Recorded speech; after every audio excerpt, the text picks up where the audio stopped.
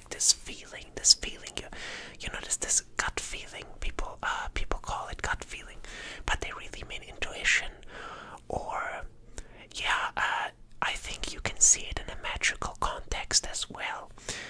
So two things happen. I'll start with not the movie first, but I'm gonna ramble about the movie as well if you're interested in that. So what happened is, my brother had a few friends over for dinner. He made dinner and stuff and prepared a big meal and everything. And he has like two friends that when I first met them, I just didn't like them. I just didn't. I couldn't stand them. In fact, I wanted nothing to do with them. Occasionally, I would be, sort of forced into a conversation. I couldn't debate it, and it's fine. You do some small talk and you're nice, but I think they got the gist that I don't like them, and it feels bad, and it sort of made me feel bad. And I was thinking, man, here I am talking about being open and friendly, and really building bridges, and here I am doing the opposite. I'm sort of, I thought it was a bit too harsh, maybe, and I didn't really rationalize. I couldn't really figure out why I didn't like them, So I thought, maybe I'm just a bit, judgmental, or whatever the right word is. I was thinking maybe I'm interpreting too much into them, and I'm wrong and stuff. Turns out I'm right. Turns out there are good reasons for not liking them. Now, I'm not saying, I'm giving them a chance. Of course, I want to stand by what I say. I want to build bridges, and I mean, they're very young. They're 10 years younger than I am, and I have to think back. 10 years before that, I was pretty stupid as well. But to be fair to myself, there is a good reason why I didn't want to spend time with them, and I think that's, you don't have to force that. If there are people around that give off a bad vibe, you don't have to, if you feel called for that, you can interact, of course, but you know what I mean. It's like they were increasingly dismissive of people who didn't share their status of education, or they are very technical. They learned programming, which by the way is going to be completely obsolete in the next 5 years, because AI is going to do everything they do way faster, and you will be able to I mean, that's a prediction that people way more advanced in this subject make. That's not my prediction. That's a prediction of experts. Not that that's the only prediction that counts. That would be the mistake that those two friends make. But it's fairly easy to see that this is the way it's gonna go. That the programming language of the future is gonna be English, or really whatever language you speak, and that the program will understand that language, and that maybe sometimes you still have to have someone with knowledge that interacts with the machine in a more technical jargon, but it's probably not gonna be that technical how it is today. It's gonna vanish sooner or later. Maybe 5 years is an unrealistic projection, but whatever.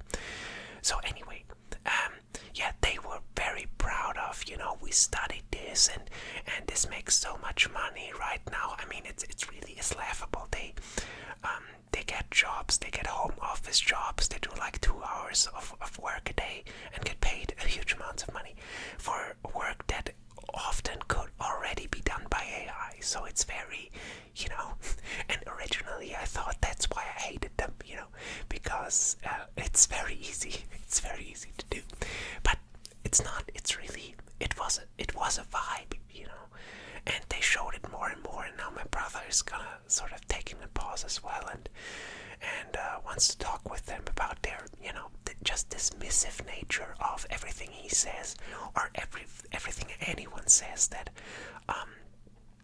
isn't educated enough in their view. So anyway, that's one thing that happened. Like, I found, oh hey, there was a reason why I didn't want to spend time with him. Now to the movie. I had the same effect, and I didn't know why, because I really loved the first Dune. I loved it. I was really captured by it, and yet I didn't buy it on Blu-ray. That's weird to me for my standards. That's weird, because I buy a lot on Blu-ray. If I love it, I buy it immediately when it comes out. But for some reason, I didn't buy Dune on Blu-ray, and it was a bit puzzling. I thought about it, but I think it had to do with the fact that, well, it's not a finished story, It's a bit of a cliffhanger. I mean, it's very much a cliffhanger, and the experience was just so much tied to the movie experience, to the cinema experience. I mean, I watched it in IMAX, the first one, and I was blown away. I loved the cinema experience, That was a similar love, although I watched the other one. Alita Battle Angel was a similar, I just loved the cinema experience. I watched Alita 5 times in cinemas. I watched Dune only once because I wanted, I had the IMAX experience, and then, in my country, after the first 2 weeks, fewer and fewer screenings would show the original English version, and they only would show the dubbed version, and, I just didn't want to diminish that experience I had. So, anyway, now, when they announced Dune 2, I was prepared to watch it, that it was famously delayed, and something happened when it was delayed and when it came closer to release, and it's so weird. Why? I don't know why. I was excited when, the first trailers hit. I actually didn't want to watch too much of the trailers, and I was excited, and then it sort of, even before the delay, it sort of rolled off, it sort of was a bit gone, and at first I thought, oh, it's because of the delay. I was so, used to seeing these sort of sci-fi fantasy movies in winter, around Christmas, but that doesn't really make sense. If I'm hyped for a movie, I'm hyped for a movie. I wanna, for example, I'm super hyped for the next Mad Max, for the Furiosa movie with Anya Taylor-Joy. I think that looks. That trailer came before the Dune Part 2 movie of my screening, and I'm so excited. I'm really, and I don't care when this comes out. When it comes out, I'm gonna be in cinemas. So yeah, for some reason, I was hesitant about watching Dune Part 2, and then I was invited for, to watch it. It came out, and I didn't book a ticket, and it sort of, the idea floated around, but I actually, for some reason, had the feeling that, nah, you don't have to watch that in cinemas. For some reason, I don't know why. Again, I love the first one. I want to know how the story goes on. So, yeah, but this friend texted me, he wants to watch it a second time. He was so, found it amazing. And, yeah, so, okay, I went along, but even in going along, I felt like I don't really want to, for some reason. So, long story short, I went to watch it, yesterday, actually. It's very fresh in my mind.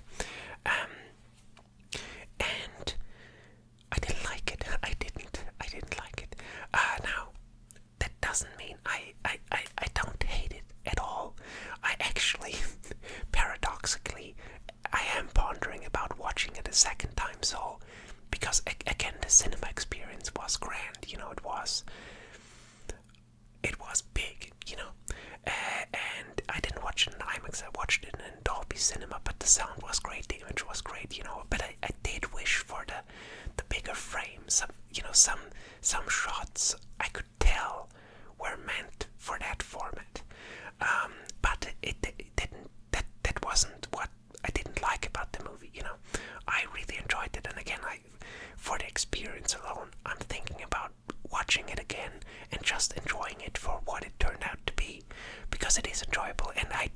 understand if you love it actually. But the questions that I had, or the themes I wished would come to fruition, would sort of, be even bigger in this one, didn't. It just didn't come up really. For example, and this is, I'm gonna keep this spoiler free. I don't think I'm gonna spoil anything. No, I'm not. I'm definitely not gonna spoil anything about the second part. About the first one, I will. So I was thinking the first one, for example, starts with this deep voice, saying, dreams are messages from the deep, and I thought, oh my god, this is so cool. First of all, that you start a movie before any of the logos show up with like this, you grab the audience immediately. I think it's such a cool idea, and I pondered about this, and his visions and this spice, and what does it do? How does it interact with the mind? And sort of this like, that they can, what's the word? They can talk without speaking. Like the word, and like a lot of expectations were boiling up. I didn't know the books. I still don't. But yeah, the second one, and it's funny because the director recently said, and even after the first one, he said, oh, the second one is gonna be a way better movie, and the first one is really, sort of we build a lot of stuff up, and it just needs time, and it's a bit boring. It was a bit dismissive. I mean, not, I don't think he didn't say it's a bad movie, but but yeah, that he said stuff like that, which I thought was a bit weird. And I have to say, I think it's the other way around. I like the first more because it breathes. It breathes more.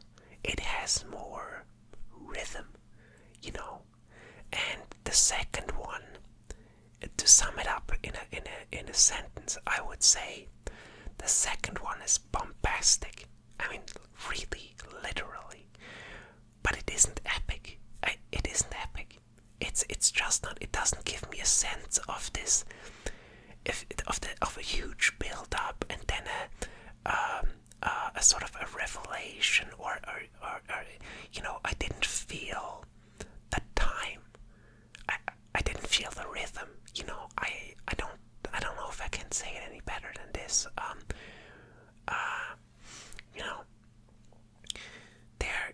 It felt like, if I'm really mean, and I'm really mean now when I say this, the second one felt more like a summary than, of the book, than like this experience that the first one was. That's very mean, because, I said I want to watch it, I want to watch it again because I want to have the experience again. So there's obviously an experience to be had. And like I said, it's bombastic. Really, literally, there's one scene in the movie where I thought about, I criticized the movie Oppenheimer for sort of this very weak atomic blast. Now there are multiple blasts in this one that blow the Oppenheimer one out of the window, like off the roof, out of their socks, whatever you wanna say. It's really, properly bombastic. But yeah, I felt like many things felt a bit rushed, even though, at many times the movie actually does take its time to ponder and to breathe, and yet it feels like this sort of it has a weird rhythm. It just has I can't say it. Sometimes it goes on, and you say, oh, okay, now we're here, and then oh no, we're somewhere else, and big fight, and war is coming, and okay, now settle down. Okay, I want to show you this, and oh, we're somewhere else, and gladiatorial games, and la la la, and I had difficulty to. I have to say I left with a headache.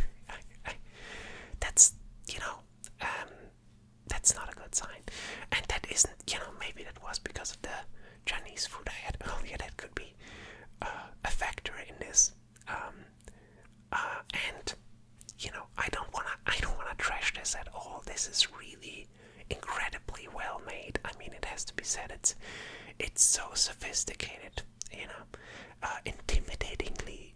sometimes, I mean, like, really everything is on point, like the sound design, the clothing, oh my god, the costumes alone, the design of the machinery, like, yeah, everyone is acting, the acting is great, I can feel the characters, it's it's not about, it's great world building, I'd say, but it's just not the narrative, there's something in it that's missing, and the themes that were interesting to me, the more spiritual themes, are a bit sidelined, I can't help but think that there was this weird juxtaposition between this tale about, without spoiling anything, but religion plays a role in it. Obviously, I think that the first one makes it clear. This prophecy, and in the second one, this is amplified and criticized. But it's also, it feels weird because it's very much criticized. I mean, very very much, which is good. This is fine. This is good. But it